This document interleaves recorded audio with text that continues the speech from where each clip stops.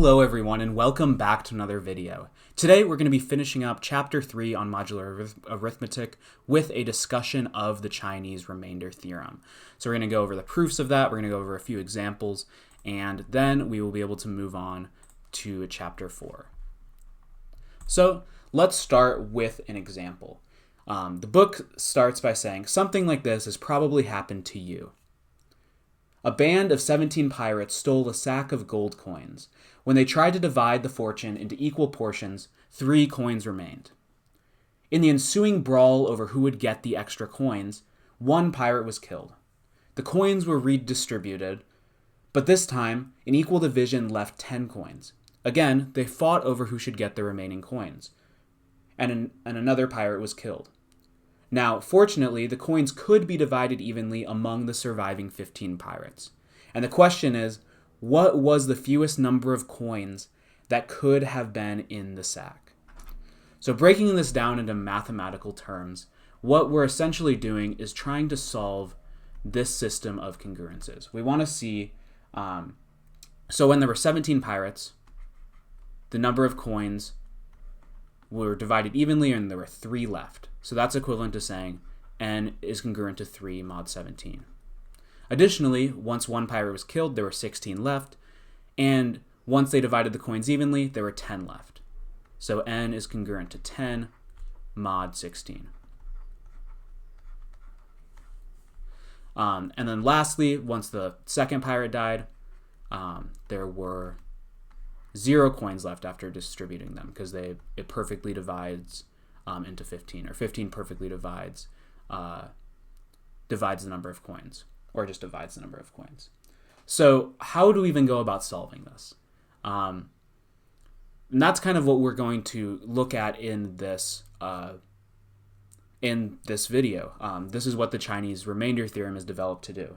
But let's kind of see how we would solve this without this theorem. And we can just start from the bottom and work our way up. So from this equation down here, the fact that 15 divides n, we know that n equals 15x. Okay, then we can plug 15x into the second equation. So 15x is congruent to 10 mod 16. And then if we convert this 15 into a negative 1, because 15 is congruent to negative 1 mod 16, we'd have negative x is congruent to 10 mod 16. And negative 6 plus 16 is 10. So if x is congruent to 6, then negative 6 is congruent to 10, so that would hold. So we can do x is congruent to 6 mod 16. Okay, so that is the first thing that we know. Additionally, let's move on to the next equation. This basically means that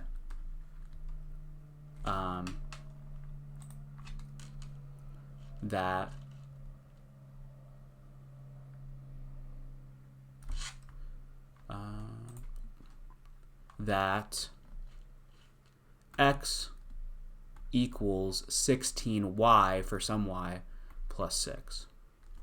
So then if we go back even further, plug that into the first equation, we get 16, or hold up.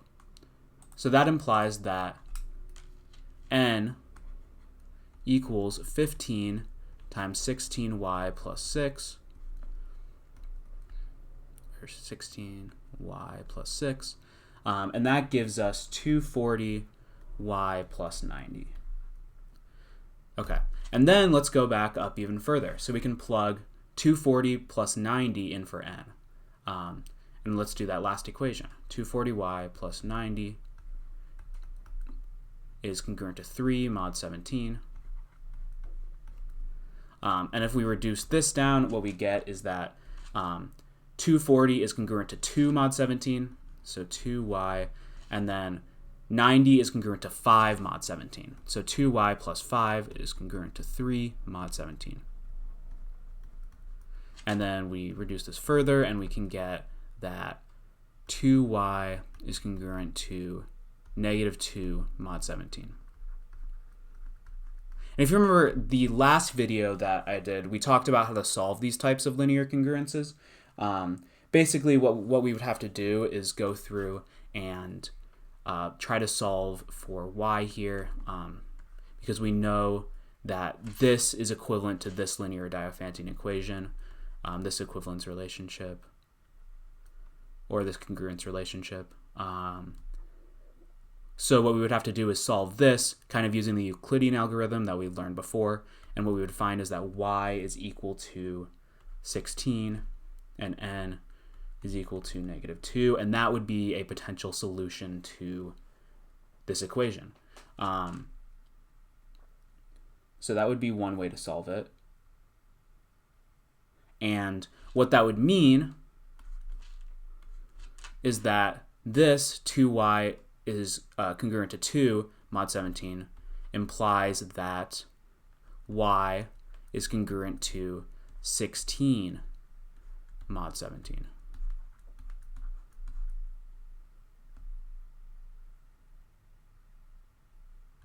Okay, so now that we have that, that would basically mean we can keep going, and that implies that y equals 17z for some z plus 16. And then we can go all the way back to n, so we have all three of these holding at this point in time. And what that would mean is that n equals, remember, 15x, but we plugged in y and we got it to 240y plus 90. So n is 240y, or 240y, so we can plug in 17z plus 16 for y, plus 16 for y, plus 90. And this ultimately gets us to this longer equation, 4080z plus 3840.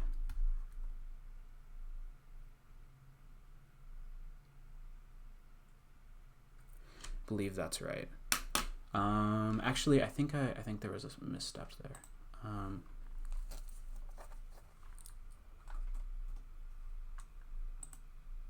Because we can break that all out. I might have to add the 90.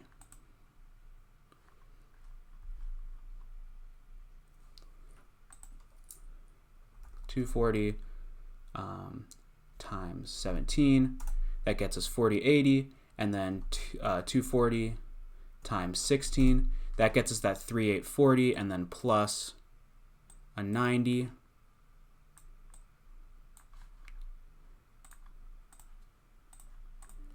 And that gets us to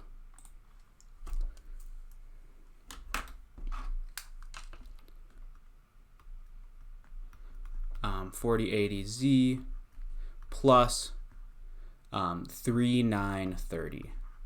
Okay, so that gets us that equation there. And then what we want to solve for is the smallest positive number that satisfies n. And that happens when we plug in 0 for z. So then what we would have is that n equals 3930 coins. And that would need to be the size of the bag.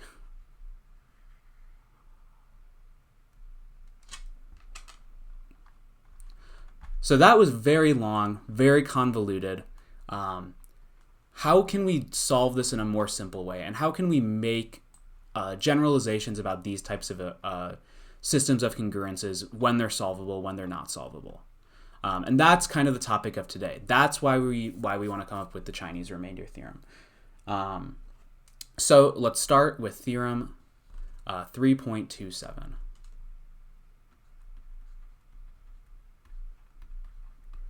And this theorem is where we let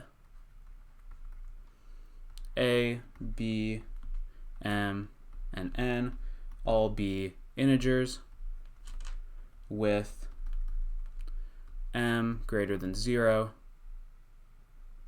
and n greater than 0. Then the system, and we'll write out the system here, a,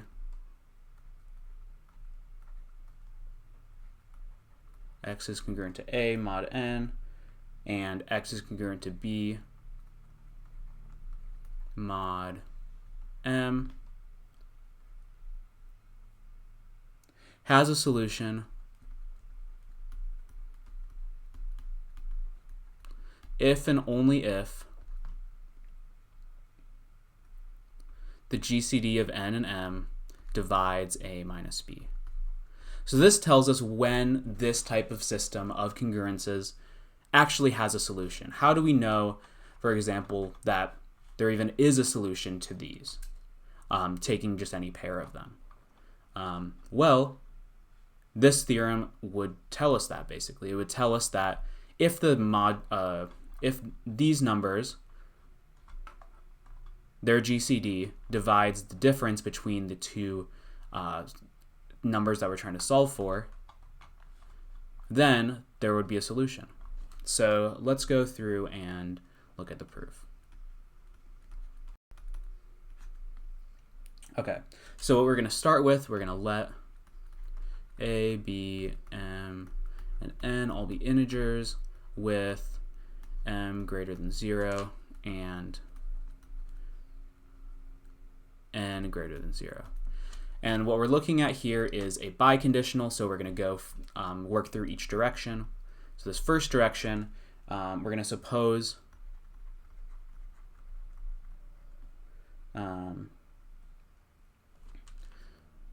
x is congruent to A mod n, and x is congruent to B mod m for some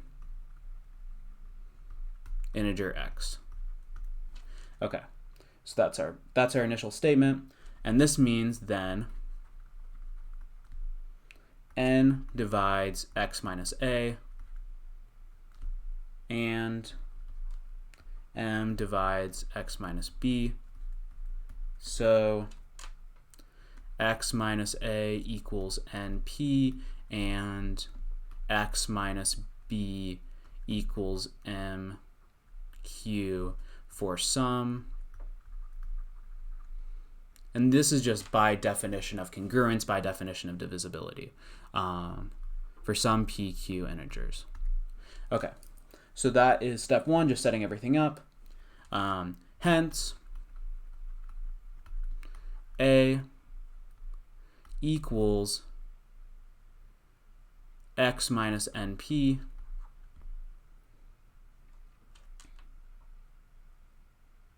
and B equals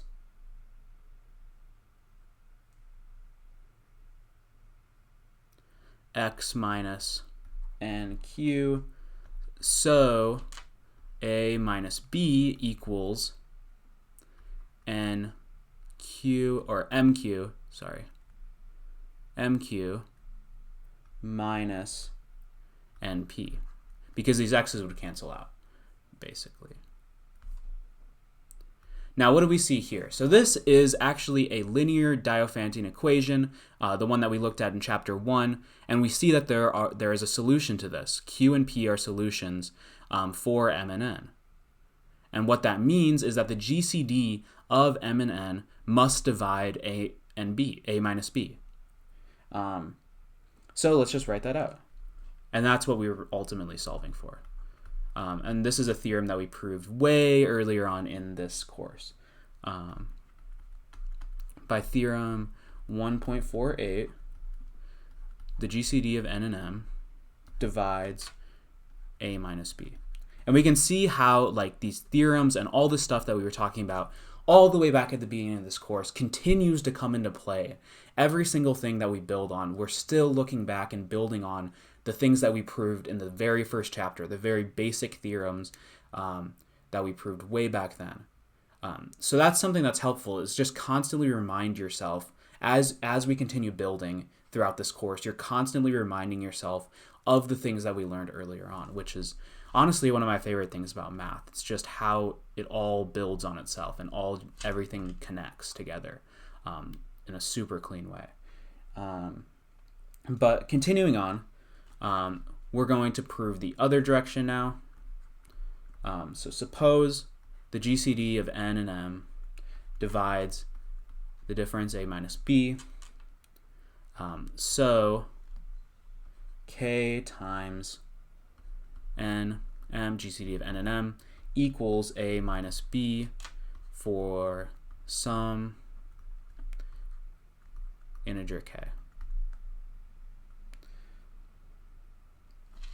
Additionally,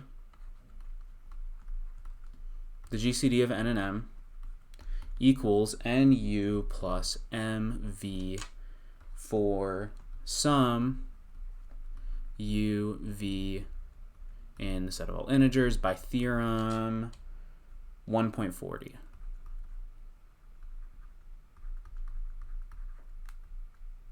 Okay, so that is that, and then hence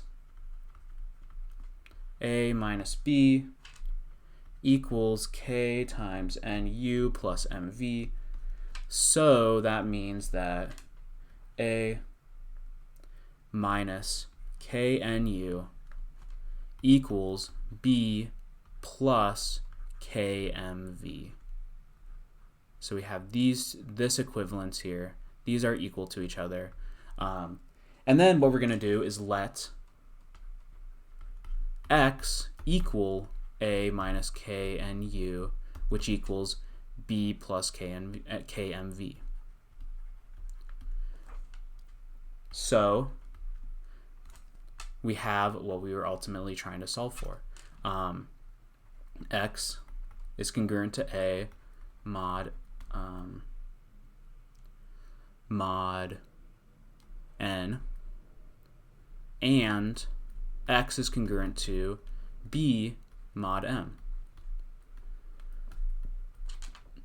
So we proved both directions of the biconditional, and thus we've proven the theorem to be correct. So what this basically shows us, when we see a system of two congruences, this gives us a way to test if it's even solvable. But how do we actually get that solution? And how do we know potentially if a solution is unique? Well, to see this, we're going to move on to our next theorem. I definitely don't have room here, but I think we can at least prove the existence part in the space down here. So what we're going to do is show theorem 3.28. And this theorem is basically saying let a, b, m, and n all be integers with m greater than 0, n greater than 0, and m and n are co-prime. So their GCD equals 1. Then the system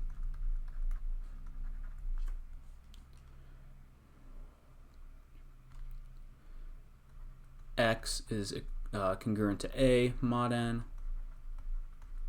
and then x is congruent to b mod m,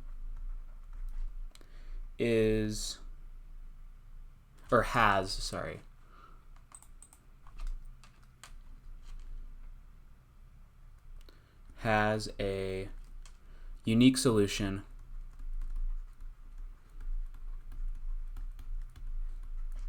modulo mn. And this is kind of the building block of what we're ultimately going to show as the Chinese remainder theorem. The Chinese remainder theorem just basically takes this and expands it for a longer list of congruences. So this is going to be a super crucial building block in that theorem. But let's prove this one here. And there's two components. First, we have to show that there is a solution at all, and then we have to show that it's unique. It's a common type of proof, an existence uniqueness proof. So we're going to start by letting a, b, m, n all be integers with m greater than 0, n greater than 0, and m and n being co-prime. Okay, and then for existence, let's start there.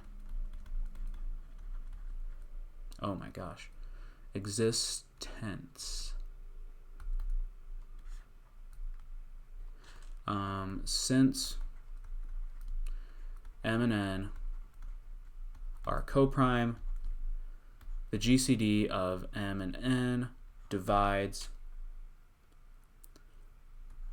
a minus b because 1 times a minus b equals a minus b,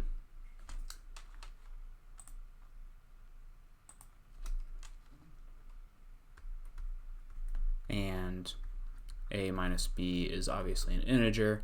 Very simple statement. We're just saying that the GCD must divide a minus b because the GCD is 1. Thus, by the theorem we just proved,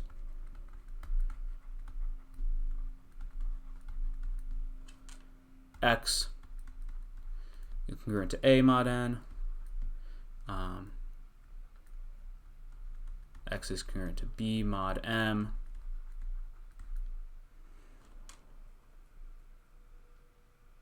has a solution.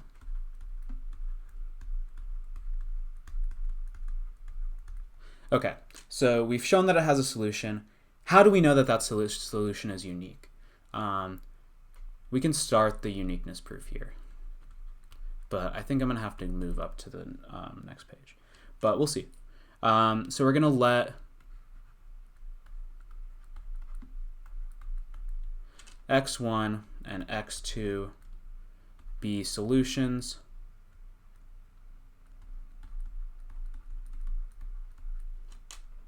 to the system x is congruent to a mod n,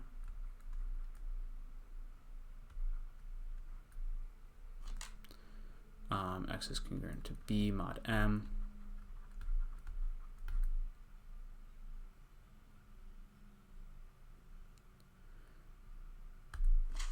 thus x1 is congruent to a mod n, x1 is congruent to b mod m, x2 is congruent to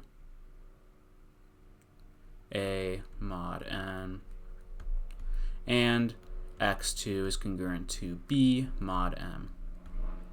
So just kind of restating that last line. Actually, I can give myself more room, I believe. Let's just scroll this down a little bit.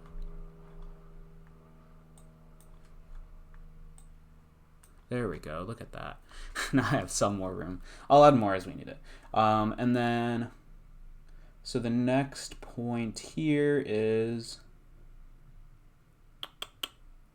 so what this basically means,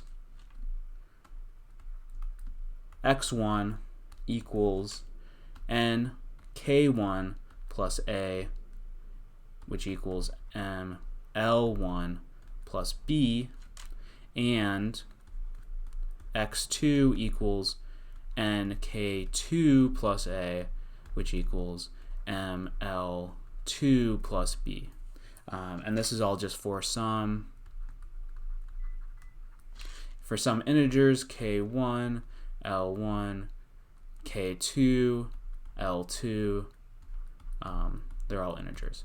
And this is just by the definition of congruence. So then moving on to the next point, what this means, hence,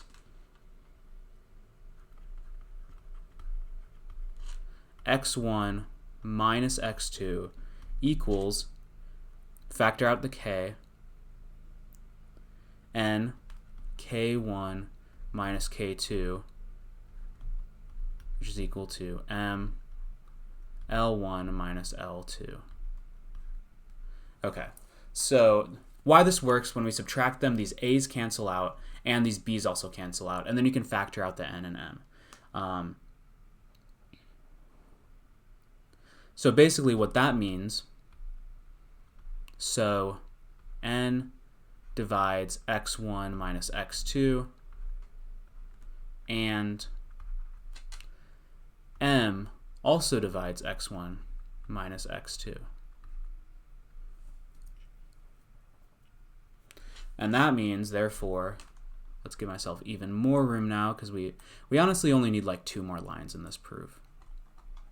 But let's take the room to write a little bit more. Therefore,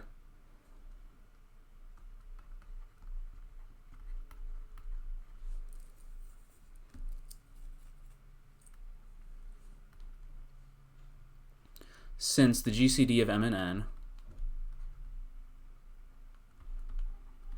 equals 1, n times n times m divides x1 minus x2, once again calling back to one of those theorems that we proved in chapter 1. And this is basically saying if n divides a number and m divides a number and n and m have GCD equal to 1, n times n also divides that same number. That's basically what that theorem is saying. And consequently,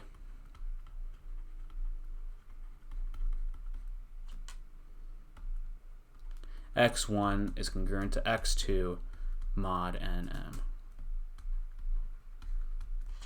So if we take 2 different solutions to this system of equations here, those 2 solutions have to be congruent mod nm. And basically what that shows the uniqueness of the solution. So we have our proof for theorem 3.28. So that is that proof. And then next, what we're going to do is see how we're going to finally move on to proving the topic of this video, proving the Chinese Remainder Theorem, which is what we came here for. And that's the more famous theorem that is the subject of this episode. So for this particular theorem, it's essentially kind of an expansion of theorem 3.28. So theorem 3.29, which is the Chinese Remainder Theorem. The Chinese Remainder Theorem. And basically the statement of this theorem is the following. So let's write that out. Suppose n1, n2, all the way through nl are positive integers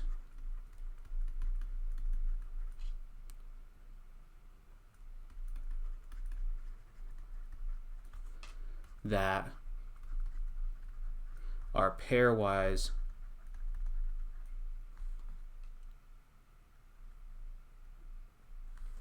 relatively prime. And that just means if you pick any pair of these, they're going to be relatively prime. So the GCD of n1 and n2 is 1. GCD of n1 and n3 is 1. GCD of n2 and nl, 1. So they're pairwise relatively prime. Then the system of L congruences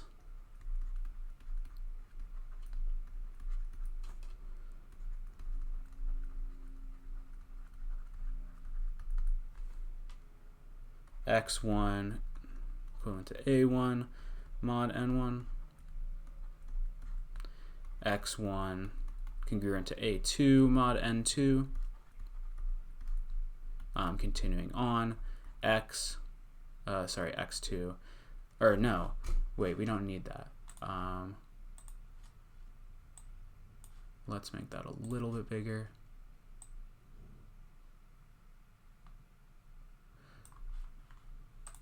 It's just the solution x. X is congruent to AL mod NL, has a unique solution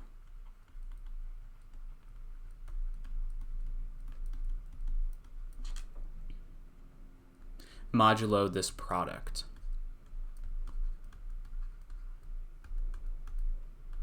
NL. Okay, so how are we going to prove this? The first proof that I want to do is a proof by induction, but additionally there's a constructive proof that I think is useful for helping us actually solve problems with this theorem. So I'm going to show both. I think that the inductive theorem makes more sense when just thinking about the way we've been building this up so far. So we're going to start there, and then we're going to move into a constructive proof after that. So we're going to let PL be the statement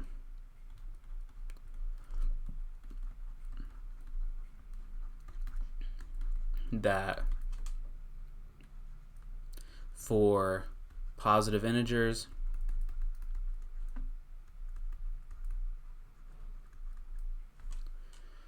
n1, n2, ... and L that are pairwise relatively prime,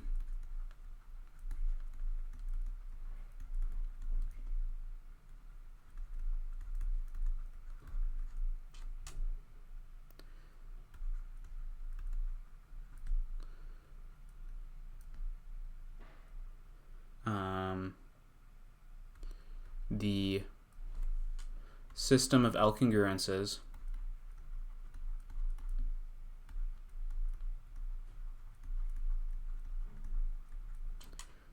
X equivalent to A1 mod N1 ...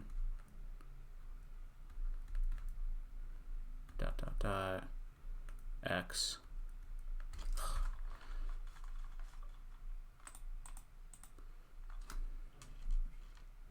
X is congruent to AL mod NL.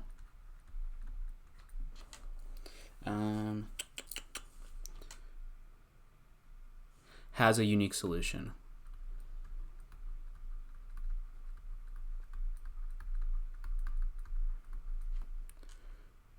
Mod N1, N2, ... NL. Okay, so that's a statement. That's what PL is going to be the statement of. And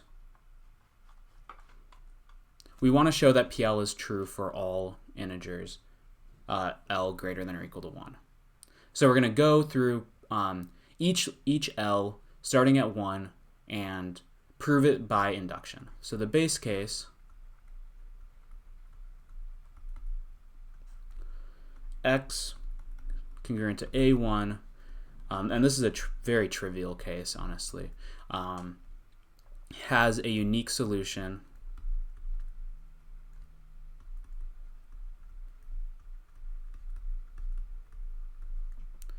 X is congruent to A1 mod N1. So it's the unique solution is itself. So P1 is true. So that's the first case. And then what we're going to show is that if you have PK, where K is greater than or equal to 1, that K plus 1 also has to be true.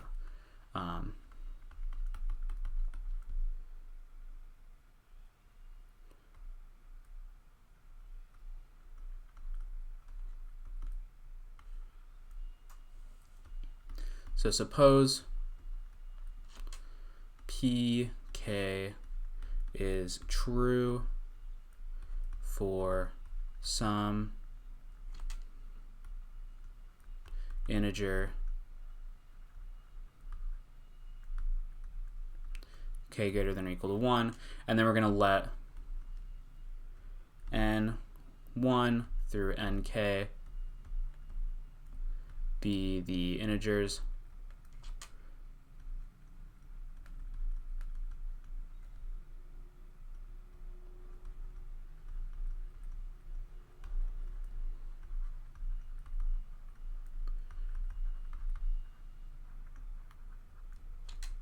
and let X not be the solution where PK holds.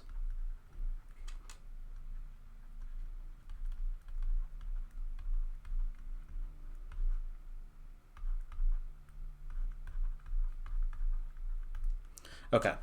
And then we're going to also let M equal the product from I equals 1 to K of Ni.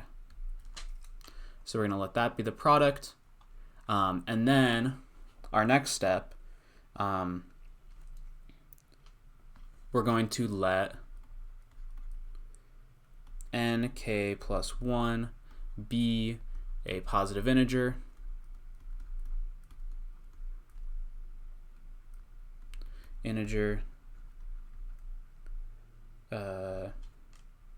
such that the GCD of nk plus 1 and nj equals 1 for all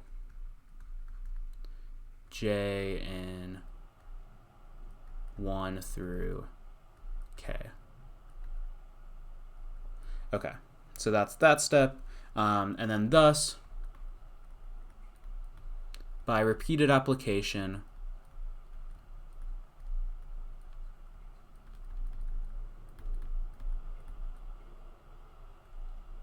of theorem 1.43, which is also one of those theorems that we proved earlier on in chapter 1, m and n k plus 1, their GCD is also equal to 1.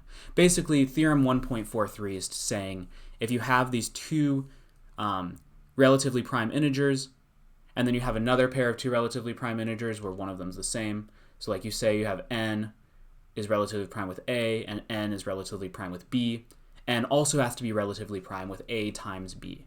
And then you just apply this repeatedly, and you get that m is relatively prime with nk plus 1. So, finding a solution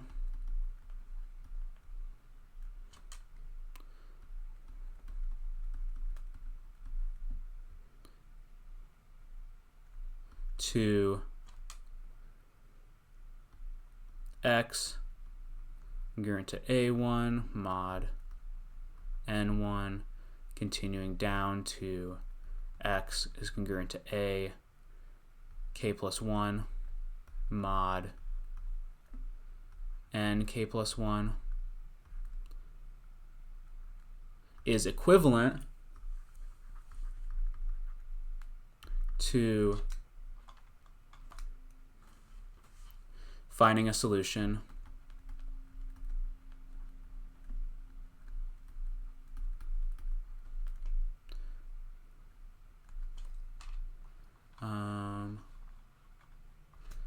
also, let me just note that this x naught is a unique solution.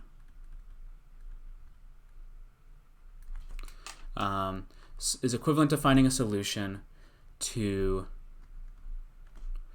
x being equal to x naught mod m and x equivalent to a k plus 1 mod n k plus 1.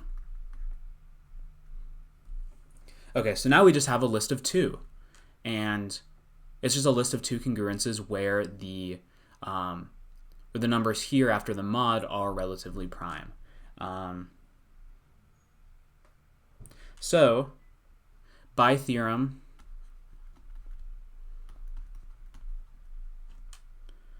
3.28, which is the one we just proved, there exists a unique solution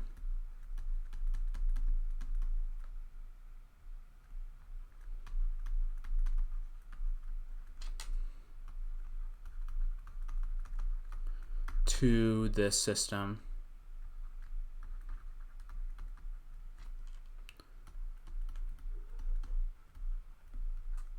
of congruences.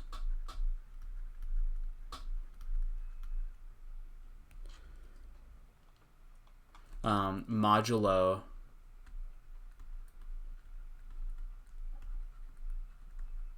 m and k plus 1, which is equal to n1 dot dot dot and k plus 1. So p k plus 1 is true. So we proved our base case, and then we also proved that pk implies pk plus 1 is also true. So what we've done, we've proven our inductive hypothesis. We've proven this statement to be true for all L greater than or equal to 1, which proves the Chinese remainder theorem. So that's one proof. Another proof would be a proof by construction. And this is going to be useful for examples that we're going to do later.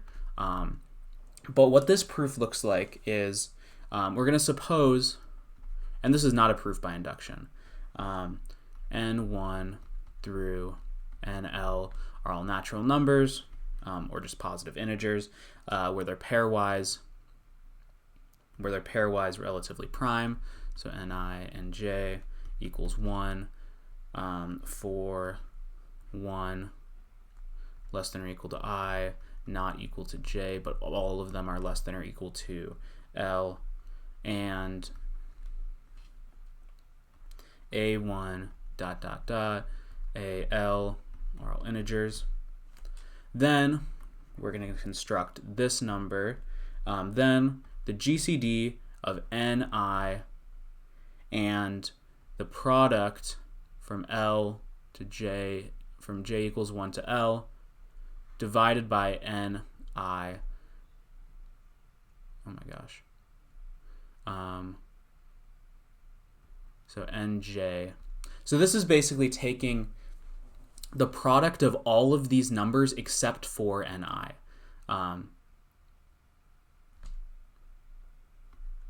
Is equal to 1 by theorem.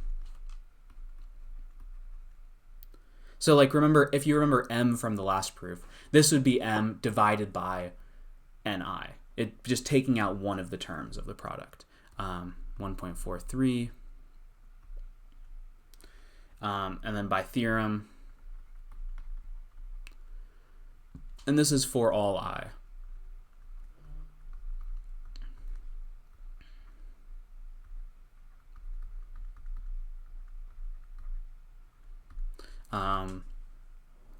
By theorem 3.20, which is one that we proved in the last episode of this series,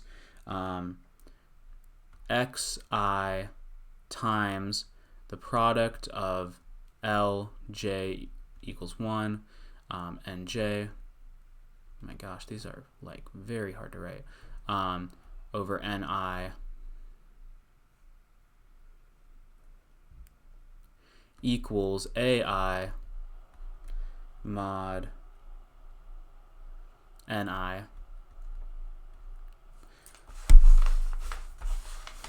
has a solution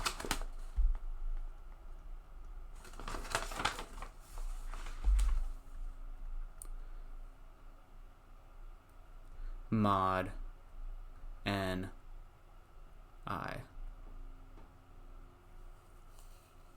Or it just has a solution because I already wrote mod ni. And the reason this works is because of that that GCD equals 1, and 1 has to divide AI.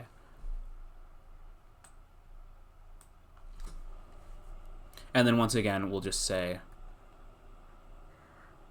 this applies here as well. So then what we're going to do is let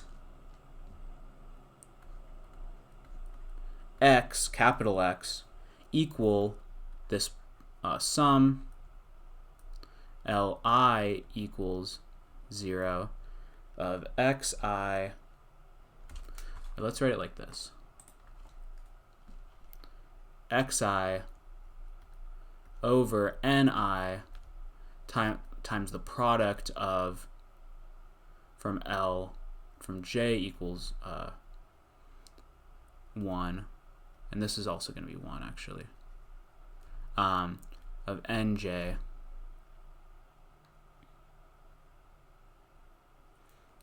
So it's the product of all the nj's. We're taking out ni for each one, and then xi is left. And what this actually reduces to, this actually shows, ends up reducing to x is congruent to ai mod ni, once again, for all I.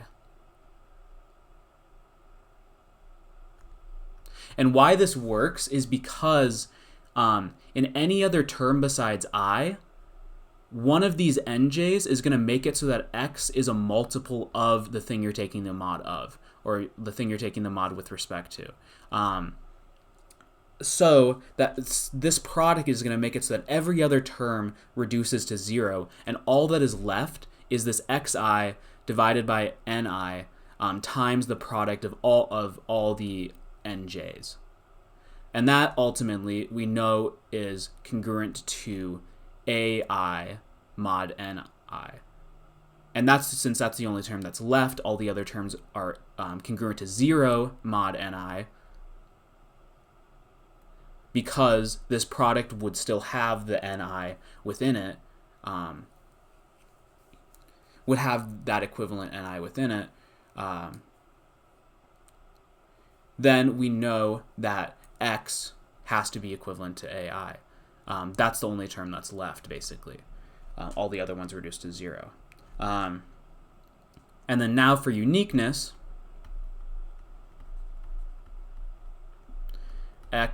we're going to suppose that x prime is another solution.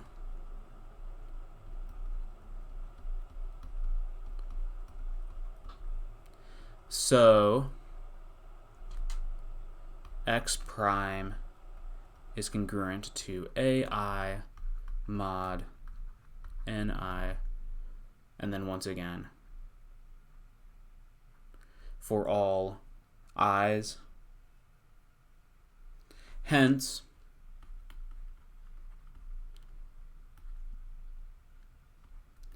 x prime is congruent to x mod ni for all i's. And what this means is it basically means thus ni divides x prime minus x, once again for all i's 1 through L. And therefore, since all these ni's are relatively prime with each other, the product of all of these ni's from I equals 1 through L divides x prime minus x, once again for all i's. Or no, that's actually not, I don't need it for that one. By repeated application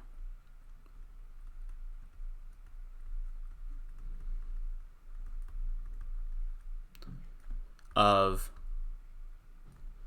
theorem 1.41. And that basically shows us that x is unique. So x is congruent to x prime mod the product of all of the ni's.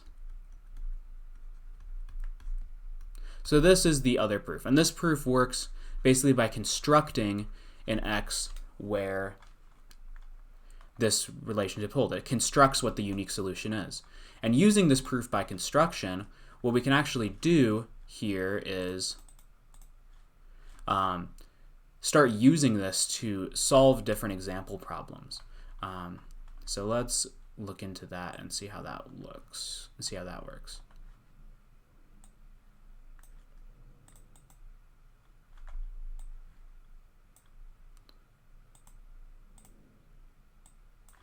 Okay. So what we want to keep in mind is this, how we constructed this solution x, because that solution is the unique solution modulo the product of all of the individual terms. So let's see one example first. And this example is going to be a relatively simple one. That is x is congruent to 2 mod 3, x is congruent to 4 mod 5, and then x is congruent to 3 mod 8. And the way to solve this is just go through and see like what the multiple is of the other terms. And then we're going to solve that linear congruence how we would have done it last week. And then that is going to give us ultimately what a product would look like, and then we can solve that. So for this first one, 5 times 8 is 40. And that's the other two remaining terms. The other two remaining terms for this are 3 and 8. So 3 times 8 is 24. And then lastly, we have 3 times 5 is 15. So let's move on. 40 x1. We actually don't need that there, but what I'll do is I'll just add a semicolon.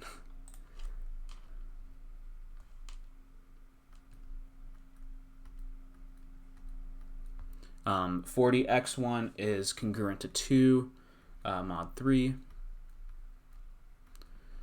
which implies that x1 is congruent to 2 mod 3 because 40 is congruent to 1 mod 3 because 39 is divisible by 3.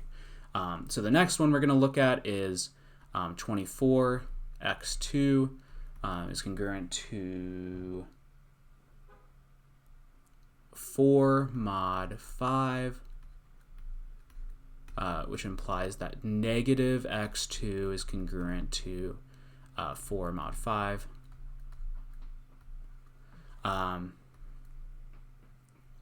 Which is basically the same as saying that x2 is congruent to 1 mod 5. Okay, so that is our second step.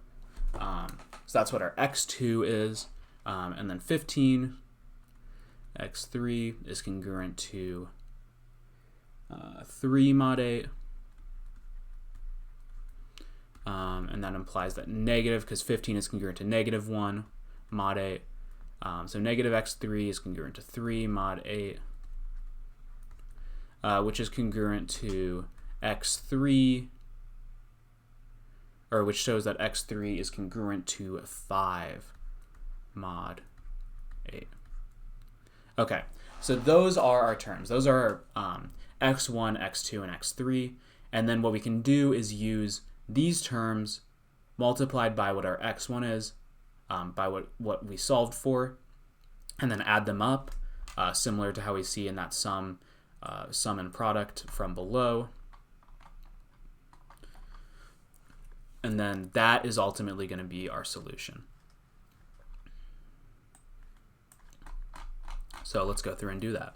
So what x is going to equal is 5 times 8 times 2 plus 3 times 8, 3 times 8 times, scroll over a little bit, 3 times 8 times 1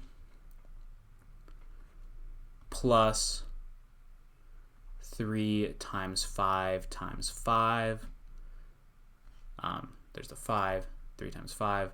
And then what this ultimately equals is 80 plus 24 plus 75. You're welcome for doing the math earlier. And that equals 179. And then we also know that the product of all three of these numbers, 3, 5, and 8, is equal to 120. And just an FYI, 179 minus 120 equals 59. So then our ultimate solution to this is x is congruent to 59 mod 120. And if you have free time, you can check the other 119 numbers to see that none of the other ones work. But I can assure you that this is a unique solution here. And then we can see that it does work because 59 equals 3 times 19 plus 2. It also equals 5 times 11 plus 4. So it's congruent to 4 mod 5. And then finally, it equals 8 times 7 plus 3. So it's congruent to 3 mod 8. So it's congruent to 2 mod 3, congruent to 4 mod 5, and congruent to 3 mod 8. So that is it for that solution.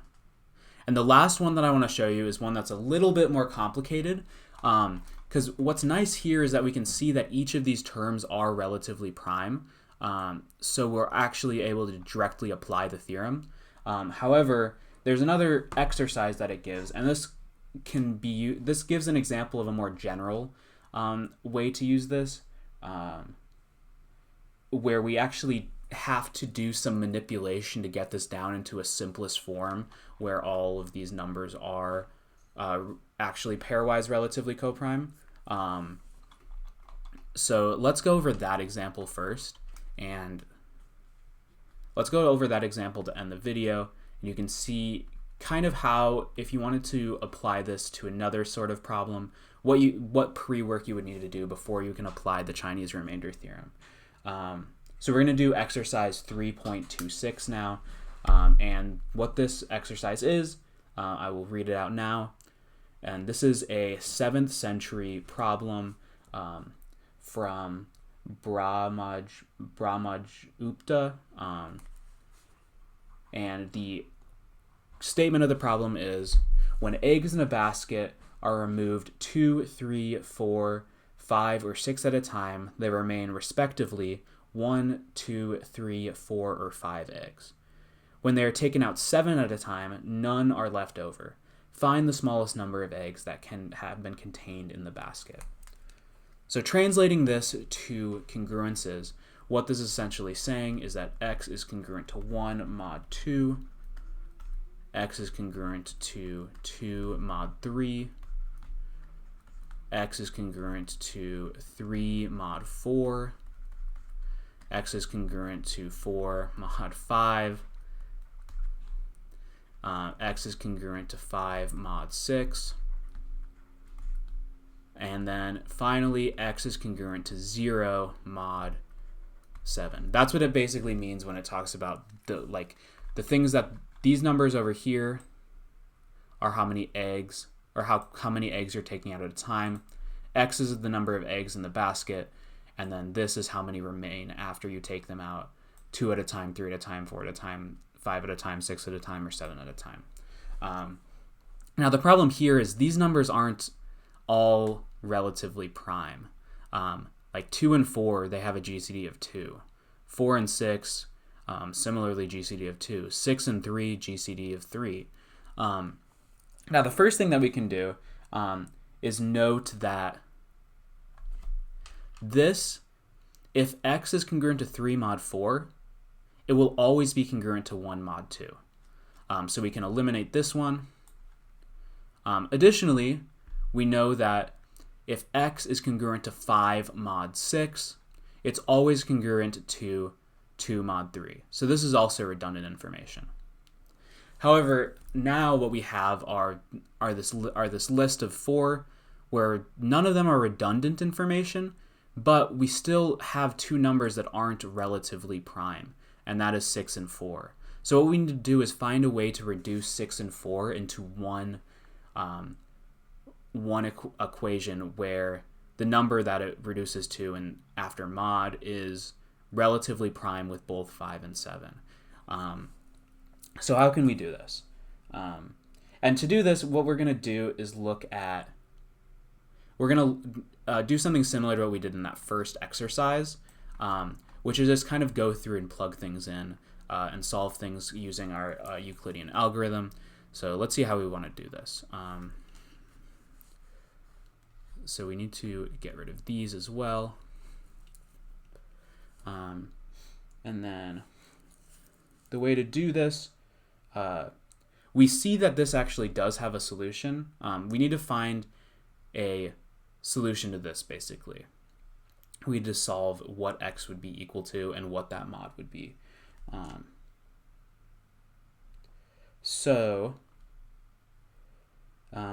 We know it has a solution, first off, because 5 minus 3 equals 2, and GCD of 4 and 6 equals 2.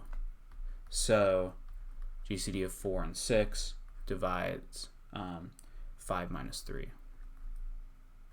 So it has a solution. That's by theorem 3.27. And then what we want to do next is just work through this and find a way to reduce this. So we know x equals 4k plus 3, which implies that 4k plus 3 is congruent to 5 mod 6, which implies that 4k is congruent to 2 mod 6,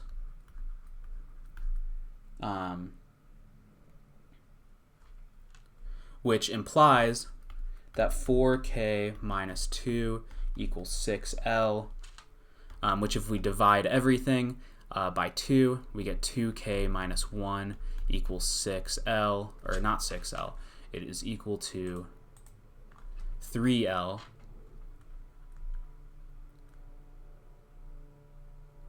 And then that can be solved if we take k equal to 2 and L equal to 1. But also, what we can do now, we actually see that 2k minus 1 is equal to 3L. So we know that 2k is congruent to 1 mod 3. So this implies that for k equals 2, so k is congruent to 2, or we'll start with this. Implies 2k is congruent to 1 mod 3. But this also means that k is congruent to 2 mod 3, based on what we solved. And this is kind of a throwback to last chapter as well. So k is congruent to 2 mod 3. And this implies that k equals 3L plus 2, which implies that x equals 4 times 3L plus 2 plus 3, which equals 12L plus 8 plus 3, which equals 12L plus 11. Let me scroll down a little bit so you can see everything again. So now what do we have? What we've shown now is that using these two congruences, we can show that this implies that x has to equal 12L plus 11. So it has to be congruent to 11 mod 12.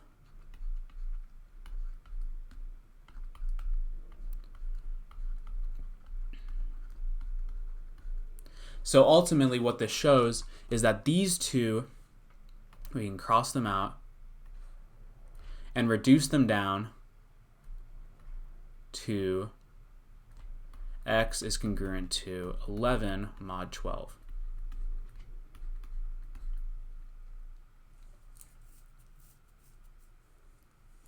So now our three equations that we have, let's rewrite this out now. We have x is congruent to 4 mod 5. X is congruent to 0 mod 7. And then finally, last of all, x is congruent to 11 mod 12. And all of these numbers are relatively prime. 5, 7, and 12 are all relatively prime. And we'll start, just multiply 5 times 7 times 12, and that equals 420, which also happens to be the least common multiple of 2, 3, 4, 5, 6, and 7. If you take 2 squared times 3 times 5 times 7, that's what you would get, 420. And actually, the fact that this is the mod that we're taking this in is going to show that this is a unique solution. But that's something that's beyond the scope of this particular lesson. But that ultimately is unique as well. But we can go through one by one now and find this unique solution.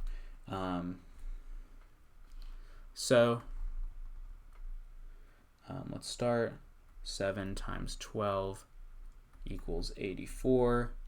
84x1 is congruent to 4 mod 5. which implies that -1 x1 is congruent to 4 mod 5, which implies that x1 is congruent to 1 mod 5. And then next up, we're going to do 5 times 12, which is 60. So then we have 60x2 is congruent to 60x2 is congruent to 0 mod 7, which actually just implies that 4x2 is congruent to 0 mod 7, which just means that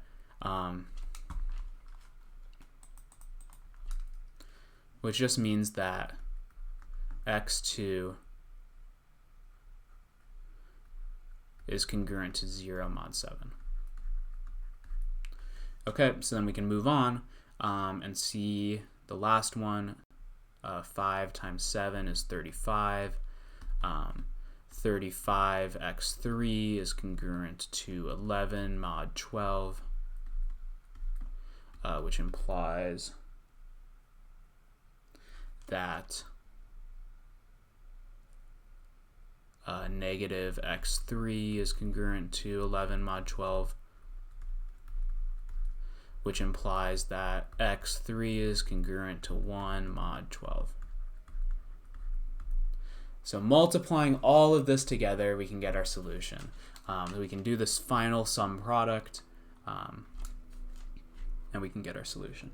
So then x equals 7 times 12 times 1 plus 5 times 12 times 0 plus 5 times 7 times 1, which ultimately equals 119. So that is our solution. So x is congruent to 119 mod 420. So in this basket, the lowest possible number of eggs there could be is 119. And then you can also add 420 to 119, and that could also be a possible solution, and keep adding that number, and that can give you other possible solutions. But 119 is the lowest positive solution. And then if we just go through one by one and check, 119 is 2 times 59 plus 1. It's also 3 times 39 plus 2. It's also 4 times 29 plus 3. It is also 119. It is 5 times 23 plus 4. It is also 6 times 19 plus 5. And then finally, it is also equal to 7 times 17. So all of these are true, and this is the unique solution to this set of congruences. So if we're taking a look at all of these, the solution is x has to be congruent to 119 mod 420. So with that, that is all that I have for this episode. That's all that we have for chapter 3 as well. In the next episode, we're going to dive into chapter 4 of the textbook, which is going to be discussing Fermat's little theorem and Euler's theorem. So that's all that I have for today. If you like the video, go down, hit the like button. And if you want to be notified of any upcoming content, go down and hit the subscribe button. There's also a Patreon down below where you can go and support my work, as well as a Discord where you can go join a Discord community or reach out and ask questions. That's probably the easiest way to access me and talk to me, besides just adding something in the comment section. And yeah, that's all that I have for today. Thank you all for watching, and I hope to see you all in the next video. Peace.